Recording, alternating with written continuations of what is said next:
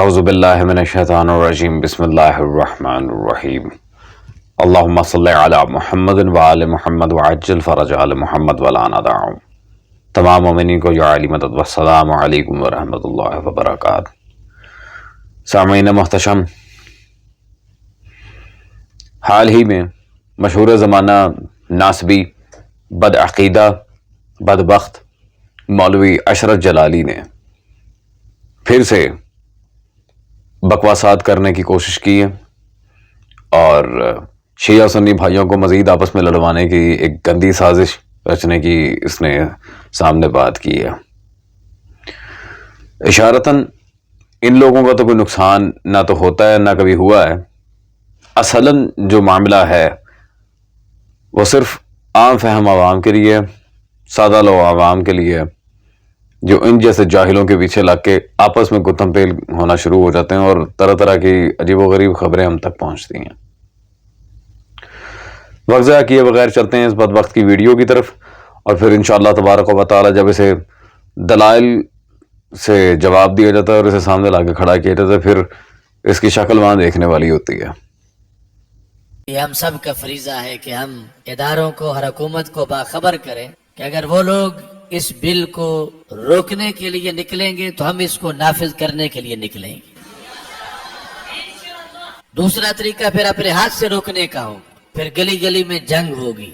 تو ہم چاہتے ہیں جنگ نہ ہو، امن ہو۔ سب سے بڑے صحابی حضرت صدیق اکبر رضی اللہ تعالیٰ عنہ کے خلاف اعلانیہ مغلظات بکے جا رہے ہوں تو وہ کون سی پیری مریدی ہے کہ جو اس تحفظ کے رستے میں آڑ بنے اور ادھر توجہ نہ کی جائے اور اپنے کاروبار حیات کے اندر انسان مصروف رہے۔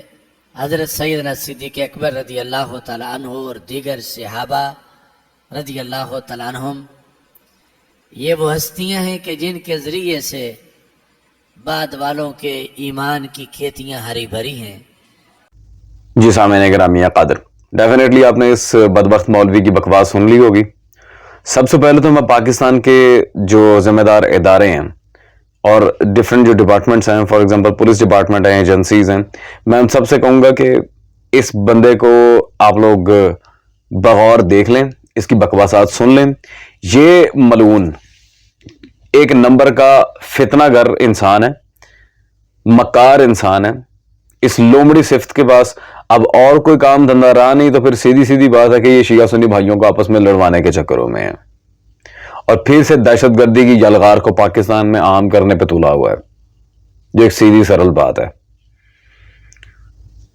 یہ سیدھی سیدھی پاکستان کی حکومت کو دھمکیاں دے رہا ہے اور مجھے نہیں لگتا کہ اس پر ادارے اگر غیر ذمہ دارانہ طور پر کام کریں گے تو یہ اپنی ان حرکتوں سے باز رہے گا۔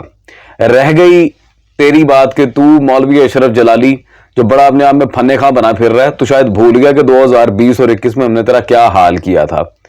تیری ویڈیوز پہ تیرے چیلے چپاٹے چمچے کھڑتے اور چھپکلیاں جو تو نے پالی ہیں، ان کی ویڈیوز پہ جو الحمدللہ فقیر نے جواب کی پوری سیریز بنائی تھی، انہیں ہم نے چھٹی کا دودھ یاد دلا دیا تھا، انہیں نانی یاد دلا دی تھی، اور پھر تو سامنے تو خود تو آیا نہیں مناظرہ کرنے، اپنی چھپکلیوں کو سامنے کیا اور ان کے منہ سے ہم نے احمد رضا خان بریلوی کو قرآن کا مخالف ڈکلیئر کروا دیا تھا دوران مناظرہ۔ ان کے ادلہ شریعہ کو ہی ہم نے چلنے نہیں دیا، باقی ہم بات کیا کریں۔ وہ مناظرہ منظر عام پہ ہے، سب لوگ دیکھ چکے ہیں کیا ہوا کیا نہیں ہوا، دلائل وہیں کے وہیں ہیں، آج تک جواب نہیں آیا۔ خیر سامعین گرامی قادر، اس طرح پاسٹ کو میں بار بار ریپیٹ کروں تو پھر وہ بات کہاں سے کہاں چلی جائے گی۔ ابھی تک پتہ نہیں کتنے دلائل ہیں جو اس پہ بھی اور اس کی ساری جماعت کے جو ملوانے ہیں ان سب پہ قرض ہیں، اور جواب دینے کے بجائے یہ آئیں بائیں شائیں کر کے بھاگ جاتے ہیں۔ سب سے پہلی بات تو یہ ہے کہ یہ جو کہہ رہا ہے کہ ہاتھ سے روکیں گے، یہ کریں گے وہ کریں گے، او بھائی میری بات سن اور کان کھول کے سن۔ جو قوم حسین اور حیدر کرار کے بقیہ اہل بیت کے پیچھے اپنے آپ کو اتنی بری طرح 10 محرم کو مارتی ہے، وہ اگر تمہیں مارنے پہ آ گئی تو ہمارا کیا حال کریں گے۔ ہاں، ہم داڑھی والی عورتوں سے نہیں لڑتے بیٹے، مرد لے کے آ، پہلی بات تو یہ ہے۔ دوسری بات، ہمیں اپنے برادران اہل سنت بڑے عزیز ہیں، ہمیں اپنے ملک کا امن بہت عزیز ہے۔ ہم تمہاری طرح جاہل اور گوار نہیں ہیں کہ اس طرح کی حرکتوں پہ آ جائیں۔ ہم الحمدللہ سلطان کربلا کی دی گئی تعلیمات پہ چلتے ہیں۔ تیسری بات، سامعین گرامی قدر، میں شیعہ سنی بھائیوں سے خاص طور پہ دست بستہ گزارش کروں گا کہ اس پہ یا اس جیسے کسی مولوی پہ بھی اعتبار نہ کریں. ان لوگوں کی کوئی کریڈیبلٹی ہی نہیں ہے، اس کی کوئی وثاقت ہی نہیں ہے. کیسے؟ میں آپ کے سامنے بات رکھتا ہوں. یہ میں سب کو کہوں گا، یہ ڈاکٹر تنویر حسین صاحب کی کتاب فتنہ خطائیہ، اس کا لازمی مطالعہ کریں. اس میں اس کے اپنے بریلوی مسلک کے جو بڑے بڑے ماہر اور معتبر علماء ہیں، اور اس کے اپنے شیوخ حدیث کے، دیوبند کے اہل حدیث کے، اور مرزا انجینئر تک کے بیانات کو ریکارڈ کیے، یہاں پہ قلمی طور پر اس میں پیچ اپ کیا گیا ہے.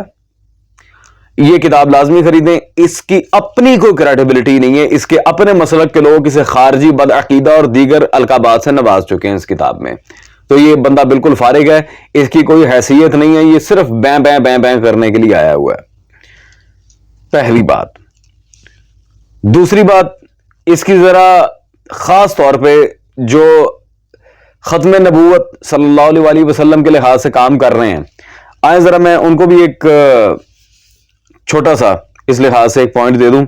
یہ میرے ہاتھ میں پیر محمد عامر ظفر چشتی صاحب کی کتاب موجود ہے، پہرے دار ناموس رسالت مآب صلی اللہ علیہ وسلم. خادم رضوی صاحب کی یہ ایفرٹس کے اوپر انہوں نے کتاب صفحہ نمبر 75 پہ خادم رضوی صاحب کے لحاظ سے انہوں نے یہاں بالکل واضح عبارت لکھی کہ کچھ عرصہ اکٹھے چلنے کے بعد تحریک تحفظ ناموس رسالت صلی اللہ علیہ وسلم کے بعض فیصلوں پر علامہ خادم حسین رضوی اور ڈاکٹر اشرف آصف جلالی میں اختلافات پیدا ہو گئے اور دونوں کی راہیں جدا ہو گئیں، جس کے بعد علامہ خادم حسین رضوی تحریک لبیک پاکستان کے سربراہ اور واحد رہنما کے طور پر ابھر کر سامنے آئے. اسے اپنی زندگی میں خادم رضوی صاحب نے کک کروا دیا تھا، اسے لت مار کے سائیڈ پہ کیا تھا. یہ وہ بدبخت ہے. سامعین گرامی قدر، خادم رضوی صاحب سے، ان کے مسلک سے، ان کی جماعت سے ہمارے بھی اختلافات ہیں. علمی اختلاف رکھنے کا حق سب کو ہے، لیکن یہ جو انہوں نے کام کیا، میں کہوں گا کم از کم ٹی ایل پی کے جو کارکنان ہیں، میں ان سے کہوں گا کہ جب آپ کے سربراہ، آپ کے حقیقی رہنما، کیونکہ آپ جو رہنما چل رہے ہیں وہ تو خادم رضوی صاحب کے بیٹے ہیں، جو ان کے بھی والد تھے، founder of T L P, انہوں نے لت مار کے اسے سائیڈ پہ کیا تھا، اس کے منہ پہ ٹھڈا مار کے اسے سائیڈ پہ کیا تھا. آپ لوگ اس کی باتوں میں بالکل نہ آئیے گا، صرف نقصان اٹھائیں گے. یہ بندہ صرف اور صرف شیعہ سنی فساد کی ایک یلغار جو پہلے سپاہ صحابہ کے ملعون جاہل مولویوں نے برپا کی تھی، وہی دہشت گردی کی یلغار لا کے سامنے رکھ رہا ہے. ایسا کچھ نہیں ہونے والا. پاکستان کے ادارے اسے لگام ڈالے، ورنہ ہمیں الحمدللہ ڈالنا بڑی اچھے طریقے سے آتی ہے علمی طور پہ. ہم اس جیسے جاہل نہیں ہے کہ اس کے پیچھے لگ کے سنی بھائیوں کو مارنا شروع کر دیں.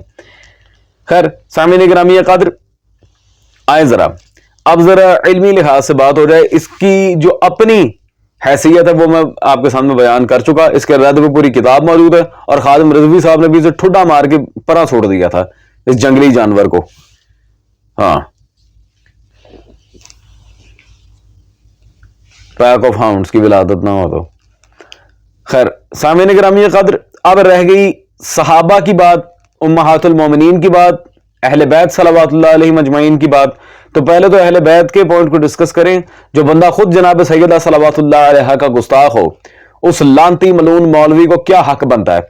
سنیں میری بات، سن اور کان کھول کے سنی، پورے دھیان سے سنی. اب اگر تو واقعی تو نے اپنی ماں کا دودھ پیا اور ایک باپ کا ہے نا، ویسے تو دشمن علی ہو ہی نہیں سکتا کہ ایک باپ کا ہو، لیکن چل بظاہر اگر ایک باپ کا ہے، میں تجھے مناظرے کا اوپن چیلنج دے رہا ہوں اسی ناموس صحابہ بل کے اوپر. تو اپنے چینل پہ لائیو مجھے بلانا چاہ رہا ہے، میں وہاں آ جاؤں گا. تو میرے پلیٹ فارم پہ آ کے بات کرنا چاہ رہا ہے، میں تجھے یہاں بلاؤں گا. تو نے عدالت جانا ہے، تو نے فیس ٹو فیس بیٹھنا ہے، جیسے تیرا دل چاہے.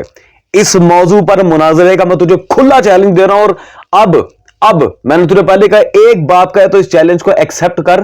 اب اپنی چھپکلیاں چوک کے سامنے نہ ماری، جیسے 2020 اور 21 میں تو نے حرکتیں کی تھی. اپنے چیلے چمچے جتنے بھی تیرے چمچے کھڑچے ہیں انہیں سامنے نہ لے کے آئیں. مرد کا بچہ ہے، مرد بن، ہے تو ہجرا، لیکن چل بظاہر مرد ہے نا تو مرد بن، مناظرے کے لیے آ. میں تیری ہی کتابوں سے احمد رضا خان بریلوی وغیرہ کی تو ساتھ میں لے کے چلوں گا ہی تیری ٹھوکنے کے لیے. میں تیری اپنی کتابوں سے اگر تجھے ٹھوک کر نہ رکھ دوں، میں سید زیادہ نہیں. تو آ سامنے، اور تیری ہی تیرے سامنے تیرے منہ پہ تیرے بیانات میں اگر میں تجھے اردو کی غلطیاں نہ گنواؤں تو پھر بات کریں، عربی فارسی تو کجا، میں تجھے اردو کی غلطیاں نہ گنواؤں تو بات کریں۔ اور جس شخص کو ابھی ڈھنگ سے اردو بولنا نہیں آتی وہ کہاں سے یہ ترجمان بن گیا مذہب کا؟ جاہل مولوی۔ خیر سامعین گرامی قدر، اور رہ گئی بات صحابہ کی اور دیگر معاملات کی، وہ قرآن نے انہیں سند دی ہے، تو یہ وہ کون سا قرآن ہے؟ ہاں کون سا قرآن؟ کون سے قرآن کو روتا ہے تو؟ کون سا قرآن؟ چل مانا تمہارا قرآن پہ ایمان ہے، وہ میں بتاتا ہوں کتنا ہے۔ ایک منٹ میں ذرا کلیئر کر لوں۔ پہلے تو سامعین گرامی قدر میں سے پوچھتا ہوں، قرآن کی اس کی نظر میں کیا کریڈیبلٹی ہے؟ کون سا قرآن؟ تم نے اپنی چار کتابوں میں جو گند بکا قرآن کے بارے میں، فتاوی قاضی خان 1، فتاوی سراجیہ 2، فتاوی شامی 3، فتاوی عالمگیری 4 کتابوں میں تو یہ لکھا ہوا کہ قرآن کو پیشاب سے لکھنا جائز ہے، نعوذ باللہ من ذالک۔ تیرا کیڑا قرآن؟ کون سا تیرا ایمان اور کیڑا تیرا قرآن؟ بول۔ قرآن بڑا ہے، قرآن کی سندیں لینے والا۔ کون سا قرآن پہ ایمان ہے بھائی تمہارا؟ بکواسات قرآن کے بارے میں چھاپ کے کہتے ہو قرآن نے سندیں دی ہوئی ہیں، اور چل ٹھیک ہے دی ہیں، صحابہ کو قرآن نے سند دی ہے آیات کے زمرے میں، وہ بھی ہم سامنے بیٹھ کے اگر بات کریں گے پھر بتاؤں گا کس کو دی ہے کس کو نہیں دی۔ فالتو اپنے پاس سے من گھڑت تفسیریں مار مار کے بیڑا غرق کیا ہے ہر چیز کا۔ تو نیڑے تو آ، میں تجھے بتاتا ہوں کہ قرآن کی روح سے رضی اللہ کون ہے۔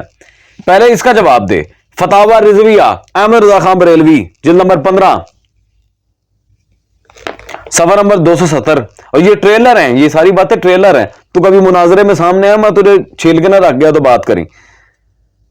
یہاں واضح لکھتے ہیں، بلکہ جب جنگ صفین میں امیر المومنین مولا علی کرم اللہ وجہ کے حضور قرآن عظیم بلند کیا گیا، فرمایا یہ خاموش قرآن اور میں قرآن ناطق ہوں، میں قرآن ناطق ہوں، یہ خاموش قرآن ہے، میں قرآن ناطق ہوں۔ صحابہ کو قرآن نے سندیں دی ہوں، حیدر کرار تو پورا قرآن ہے۔ ہاتھ سے روکے گا تو، ہاتھ سے کیا کرتا ہے مجھے سارا پتا ہے، ہاتھ سے روکے گا یہ۔ سامعین گرامی قدر، مانا قرآن کی ضمانت ہے، قرآن کی سندیں، مولا علی تو پورا قرآن ہے، پھر مولا علی کے بارے میں کیا کہے گا جو مولا علی سے لڑنے آئے، جو قرآن سے ہی لڑنے آ گئے، میں اسے صحابی کیسے مان لوں؟ خیر سامعین گرامی قدر آگے چلتے ہیں۔